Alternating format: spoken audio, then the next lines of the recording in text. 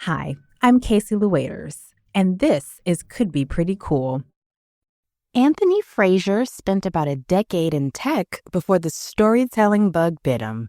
He's the CEO of ABF Creative, a multicultural podcast and media production house based in Newark, New Jersey. His team has produced kids and family audio content that has won multiple awards, including an NAACP Image Award and Adweek's Podcast Innovator of the Year. And he's partnering with Audible on an emerging creators development program aimed at helping people turn their expertise into audio. His path from venture capital intern to audio producer has a lot to teach about what it actually takes to build something sustainable in this industry. Okay, great. We're doing it. First of all, how are you and stuff? I'm doing good. Can't complain. Just heads down, working hard, hardly working. Same thing. That's cool. Yeah, you disappeared from the podcasty places for a little bit and then you pop back up. So I was like, oh, that's what's happening now.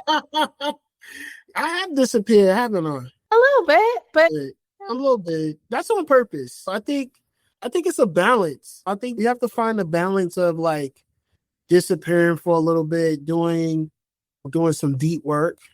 I think we've bought into this myth that you always have to be visible in order to look like, or for people to feel like you're doing something. And I bought into that for a long time, into that.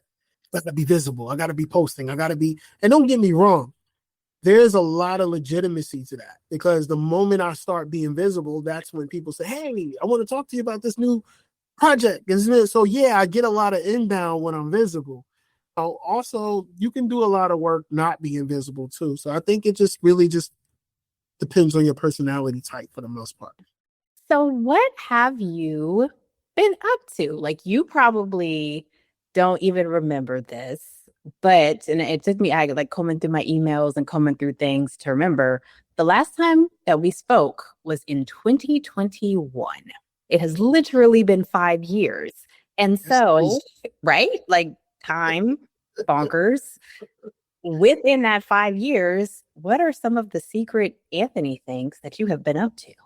Secret? I've been not too much of a secret. Me and my team have been working hard on a lot of kids and family podcasts. So we put out The Adventures of Cairo. I believe we put out Raising the Game, which is Audible original, and Jerry Lawson, Camp Red Rum, Into the Mix with Ben and Jerry's. Since then, what have we also done? Psalm Words. That's one of our most popular podcasts. It's a daily affirmations podcast for children of color. Comes out every day. On a small hiatus right now while we gear up for the next year. African Folk Tales with Miss JoJo, where we modernize African folk tales. We don't always agree with Sterling K. Brown and Ryan Michelle Bethea, which then went on to win the NAACP Image Award. We've also won Adweek's Podcast Innovator of the Year in 2024 as well, for a collaboration we did with Sonar Cloud, which is we take over the school bell twice a day in over 200 New York City schools and play these things called mini pods over the PA system. And now we're getting into audiobooks. And so and then we do a lot of collaborations with Audible as well. So I said a lot, but that's 5 years, right? So we're talking about 5 years. So yeah, it sounds like a lot, but trust me, there've been lots of ups and lots of learning moments. I just embrace them and keep my head on. I always like to say what a friend of mine used to tell me: what's the best that can happen? And so always keep my head on that thought. And as long as I keep my head on that thought, good things happen. Nice. So I know a little bit about your background and your company and the things. For folks who may not know who Anthony Frasier is, and I guess if you're in the podcast land, I'm sure it's not too many of you, can you tell us a little bit more about who you are, your background, how you got started, all that good stuff? Yeah, Anthony Frasier, CEO, ABF Creative, which is a multicultural podcast production company and media company, really, all together right now. And I got started in media. I was in the tech industry for about 10 years prior to this. And I ended up landing at Newark Venture Partners, which is a venture capital firm here in Newark, but it was founded by the CEO of Audible. And we were in the same building as Audible. So a lot of times people from Audible would come downstairs, and it was a lot of times where I would go upstairs. And then eventually that storytelling bug bit me. And I just decided, no, I don't want to make a tech company no more. I want to make an audio company. I felt like there was a huge gap in the kinds of stories that were being told. And I felt like at that time, Black stories or Black-led stories weren't being presented with the same quality other stories were being presented with. And what I mean by quality is sound design, music, production quality. At that time, a lot of podcasts were just like, hey, what did Nicki Minaj do last week? And what happened in the news or whatever. And that's very much what you still get today, but there just weren't variety. And I just felt like, oh, I want to jump in and get variety. Funny enough, one of my inspirations at the time was Issa Rae, because she came out with a lot of audio drama podcasts. A lot of people don't know this or not aware, but she was a pioneer in the audio drama space. She had an audio drama called Fruit, and she had a few others that were really good on the sound design front, but they didn't get a lot of traction because they didn't really get taken seriously by the big dogs in the podcast industry at the time. So she was a little bit ahead of her game, I would say. And when I came in, I remember having a call with CAA, somebody at CAA. I was like, yeah, this is what I want to do. And she was just like, she laughed at me, the lady that was on the phone. I was like, oh, snap, that's crazy. Funny enough, a couple years later, I ended up signing with CAA. But that was just crazy to me. I really got one of them classic Hollywood stories. I got laughed at. But because I really did. We really got laughed at. But lo and behold, look what the podcast industry has turned into. Now, it didn't really turn into a lot of audio dramas, where I thought it was going to go. It was there for a little hot minute. But then video came in and YouTube came in and kind of disrupted everything. And yeah, that's sort of how I got in the game. I was very inspired by that and Issa Rae and just decided to throw my hat in the ring. And that's how I started ABF Creative.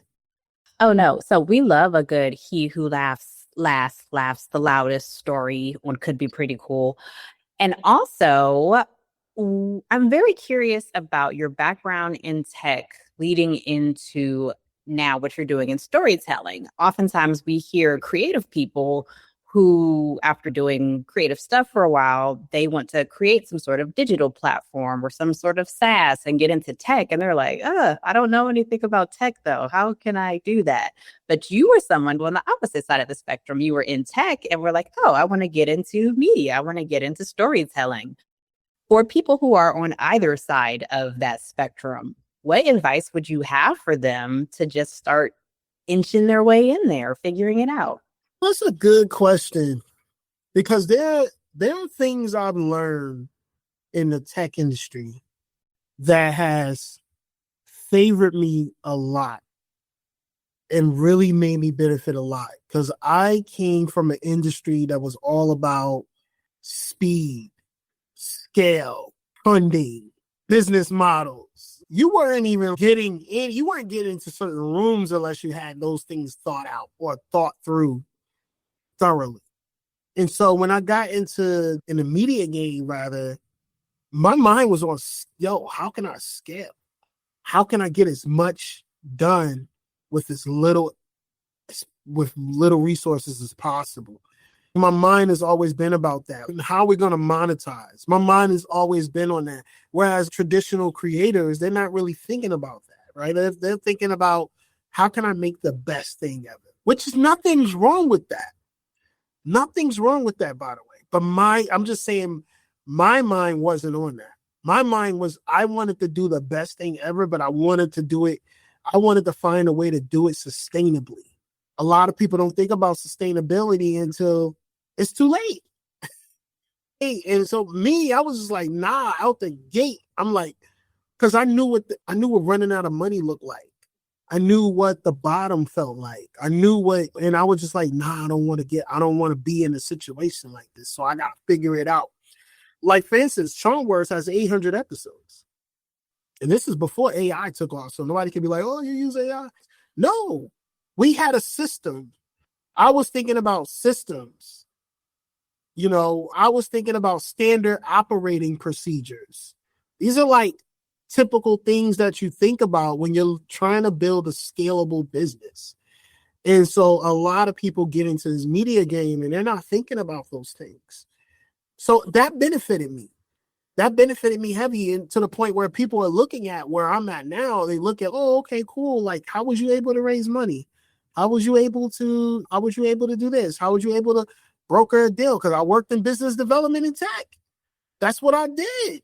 So naturally, I was just using skills that I've learned in the tech industry to leverage in the media industry to get me where I needed to go.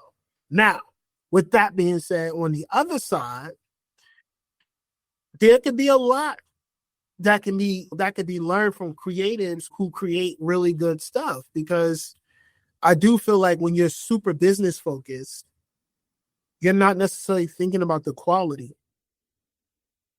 It's all about the business. It's all about the numbers. It's all about the metrics. It's all about those things. And for me, at the end of the day, it doesn't matter what the numbers are. If people don't like it, they don't like it. There is no numbers without people actually liking the thing that you're making. So I was the best of both worlds. I felt like I was the ultimate creative and I was the ultimate business enthusiast. And I was just marrying those two things together, trying to make the best product, but also trying to create the best business. And my advice to people is, if you're more of a creative person, start reading business biographies from some of the greatest business leaders. A great podcast to start with is Founders Podcast with David Senra. It's a really good podcast to start with. And if you're more of a business person, I would say start looking at more creatives. Start reading more business biographies of creative people. I use biographies because the people's lives and the people who are the greatest creators and the greatest business people, you learn from experiences better than you learn from instruction. And so for me, those are the best ways to start for either person.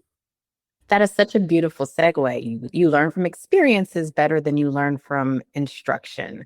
I tell people all the time, so I just have a different path, right? Everybody's going to have their own legitimate path. Because I was in tech and because I was like this entrepreneur in residence, I had proximity to people who had money. And because I had that proximity, I got money. And I got that proximity. Honestly, I did something a lot of people don't do, man. A lot of people don't know how to be of service. Service is the secret. And what I mean by that is I served at this venture capital fund, being an entrepreneur in residence. I didn't really get paid anything. Get a stipend every once in a while, but I didn't get paid much. But I was around and I did programming and I helped. So like by the time I launched something, they were like, how much you need? Can I? Because in some way, in some circles, and the art world is pushing back against the like free, unpaid labor model of just come be the intern on the production for the next 4 months, and getting the experience will be, it's the experience, they'll pay bills, right? But what you just said, is this something that perhaps has a little bit more nuance around it? Is it not just you can never work for free? Or is it like sometimes you have to weigh the pros and cons and figure out how to make it work? That's kind of what it's sounding. Absolutely. I say it all the time. Service is the secret. So when you trying to get something from someone, you can either give them money or you can give them time. If you don't have money to give, you got to give time. So I gave people my time.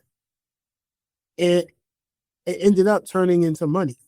And that's, to me, that's just that's the name of the game. They always say your network is your net worth. And that's so true. A lot of people think of this, they think of that quote, and it's so surface level when they think of that quote. Because they'll say that quote, but then they'll come to you and say, I ain't working for free. So how are you going to build a network? Look what we just said. We just talked about proximity. I used to volunteer to go to conferences and volunteer to work the conferences. Because why? It gave me proximity. How else am I going to get close to this individual? You want me to hand you my demo outside the club? Those days are over. People looking for value. So when you put yourself out there and you actually provide value for other individuals, that's the best networking secret you could ever have. That's what I did. I just said, I don't have no money. All I got is time, value. I'm going to read a few books so I could help people out and come off a few knowledgeable on a few things. And I'm just going to go at it. And that was my attitude as a young entrepreneur. And it ended up shaping, but anybody can do this. This isn't reserved to me. There's so many opportunities you can use right now to create proximity, because a lot of people are born into proximity. Think about that. A lot of people are born, you know what I'm saying? People get into Harvard, they get legacies and all of that stuff, and born into the right family right here. You're just born into it, right? You just born with it, So if you don't got those things, you got to find your way to create that for yourself. How do you create proximity? You become of service. That's it. So much of my entry into this podcast world was literally people who were just like, oh, you want to come shadow me? Or, oh, I have this piece of information. I would like to share it with you. And just people who were willing to share time, information, game, whatever it was. And so even as you're continuing to grow your company, grow your brand, you are also building in giving back resources, time, game, information to aspiring creators. Can you tell us a little bit about the ways that you're doing that? Yeah, we're partnering with Audible. We're doing a emerging creators development program. So in that program, we're helping thought leaders, wellness experts, subject matter experts of all kinds and all backgrounds learn how to turn their expertise into scripted audio content. A lot of times when people think about audio, they think it's just podcast. But audio can be more than podcasts. It can be a course on an audio, right? It could be a seminar. It can be a mini storytelling and audio drama. We just talked about that. So we're trying to help people just playwrights, poetry. There's so many different comedy. What happened to the comedy album? Right? People don't talk about comedy albums no more. That used to be a thing. That actually used to be a thing.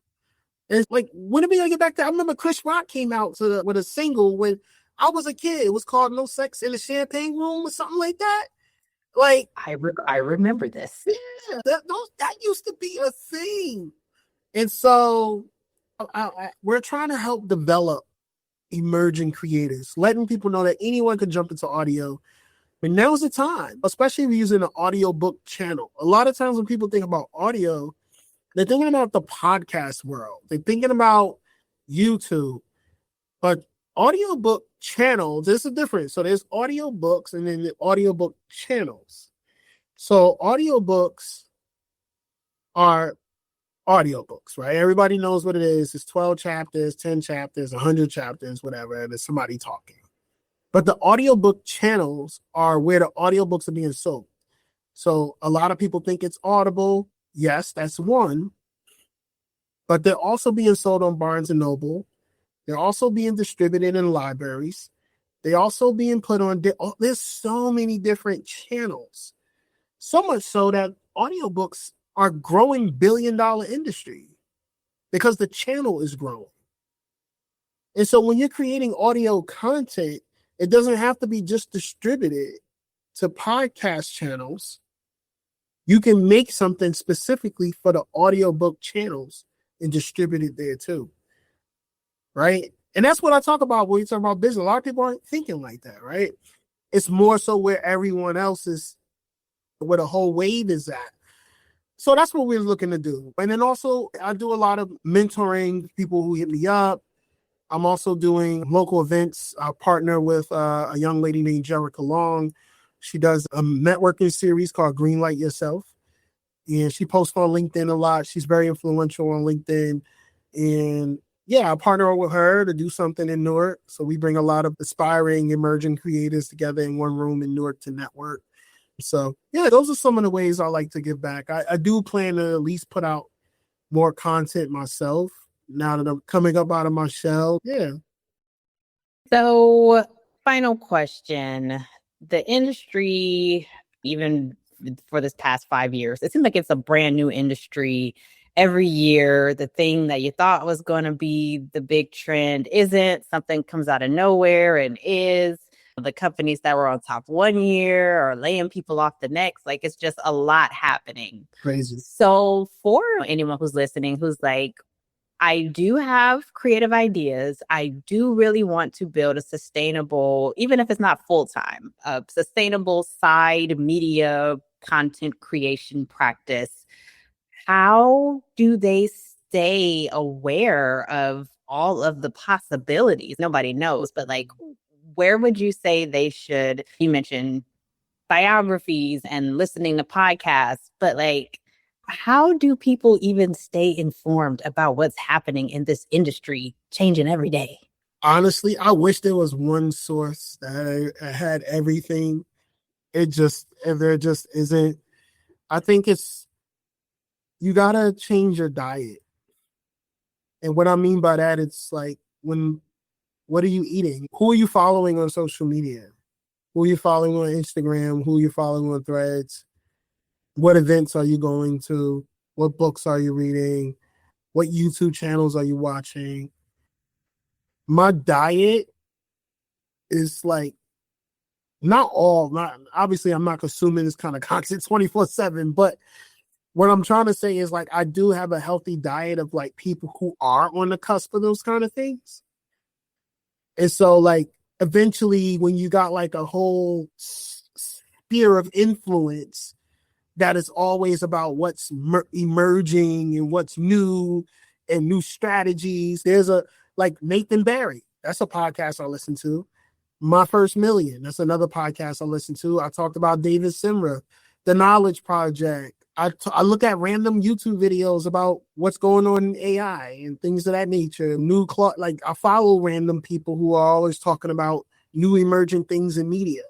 There's a new media. I think there's a newsletter called New Media or something like that. New Media newsletter written by this guy named Matt McGarry. And it's Matthew McGarry.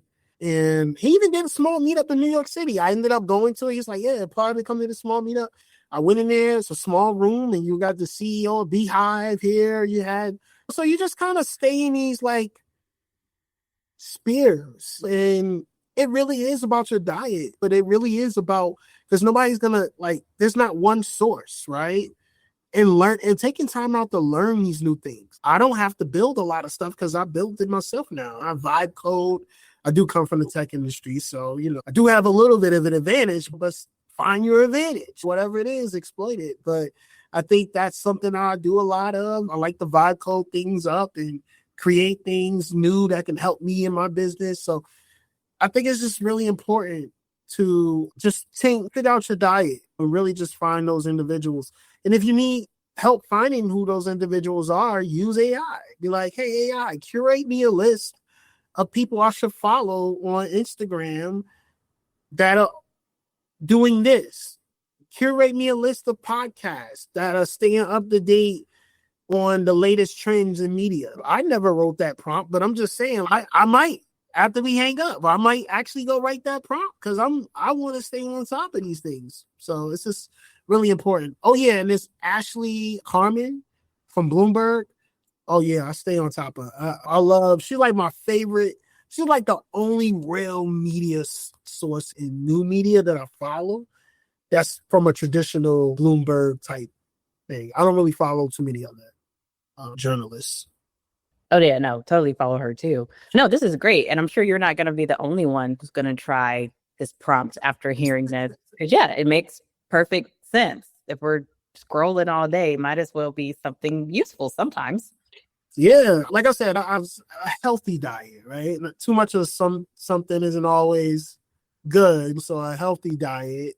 Like I said, I don't consume these things 24/7, but when I am consuming, it's mostly this kind of stuff. I'm very rarely, if I'm not consuming this, I'm probably looking up some video game stuff, or I'm probably watching some anime or something like that. But this is stuff that I'm into. So you got to make it something you're into, genuinely. Oh, yeah, definitely all about the balance. So, Anthony, thank you so much for taking a little bit of time out of your day to chat with us. How can people find out more about any and all of the things that you have going on? Yeah, check out abfcreative.com. We're going to start blogging a little bit more on the site. Really excited about that. Obviously, you can follow me on Instagram, Anthony Frasier. That's ANTHONYFRASIER. And I don't post a lot, but I put a lot of stuff in the stories every once in a while. And I'm planning on posting a lot more and sharing a lot more of the kind of things we talked about today and just giving back some jewels. So many things from that conversation stuck out with me. First, sustainability has to be part of the plan from day one. Anthony came into media from tech, and he credits a lot of his success to the fact that he was thinking about systems, monetization, and scale before most creators even consider those things. By the time others started catching up, he already had 800 episodes and a workflow to show for it. Next, your background is actually an asset. Anthony didn't try to shed his tech identity when he got into audio. He leaned into it. Business development, systems thinking, proximity to investors, all of it translated. Whatever you've done before, it's probably more relevant than you think. Next, service is how you build proximity, especially when you don't have money. Anthony volunteered at conferences. He was an entrepreneur in residence. He gave time when he didn't have capital to give. And that's how he got into rooms that eventually funded his company. As we discussed, it's nuanced, not a blanket endorsement of unpaid work, but a reminder that strategic generosity is still one of the most underrated networking tools out there. And finally, your media diet is very important. When I asked how to stay current in an industry that shifts constantly, Anthony's answer wasn't a single newsletter or platform. It was about curating who you follow, what you read, what events you show up to, so that new information finds you naturally rather than you having to chase it. And that brings us to the end of today's episode. Farewell, and may all of your creative endeavors flourish. Could Be Pretty Cool News is a Could Be Pretty Cool original production.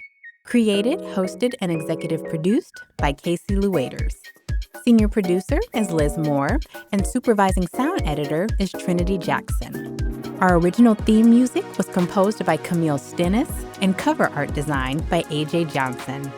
To learn more about Could Be Pretty Cool and discover whatever else we're up to, visit us at couldbeprettycool.substack.com. Thank you for listening.